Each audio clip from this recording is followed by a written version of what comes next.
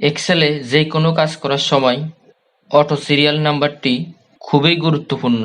কিভাবে auto serial number দিবেন? Auto serial number দেওয়ার জন্য 2-3টি নিয়ম দেখাবো।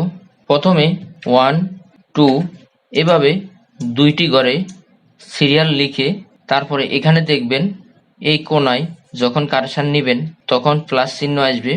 এই প্লাস চিহ্নটি চেপে ধরে মাউসে এভাবে টান দিবেন, অটো সিরিয়াল নাম্বার হবে। অটো সিরিয়াল নাম্বার দেওয়ার জন্য আরেকটি উপায় হচ্ছে প্রথম ঘরে 1 লিখে কিবোর্ড থেকে অল্টার চেপে ধরে HFIS সিরিজ নামে এই পপ আপটি আসবে।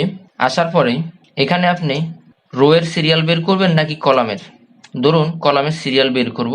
কলামে ক্লিক করে এখান থেকে স্টেপ ভ্যালুর এখানে কত থেকে শুরু করবেন, স্টপ ভ্যালুর এখানে কততে শেষ করবেন। ধরুন 1 থেকে 10 পর্যন্ত বের করতে চাই, 10 লিখে ওকে ক্লিক করবেন, চলে আসবে। এই 2টি নিয়ম।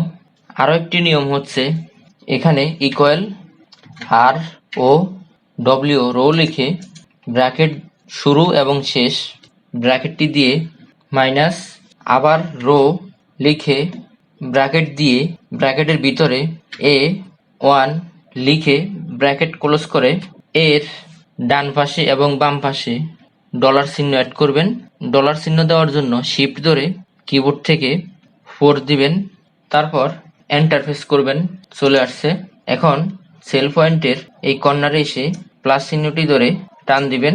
এখন যদি আপনি চান যে আমি যখন টাইপ করব তখন আমার 1, 2, 3 সিরিয়াল চলে আসবে, আর যখন যেই ঘরে টাইপ করব না সেই ঘরে কোনো ধরনের সিরিয়াল আসবে না, একবারেই ফাঁকা থাকবে।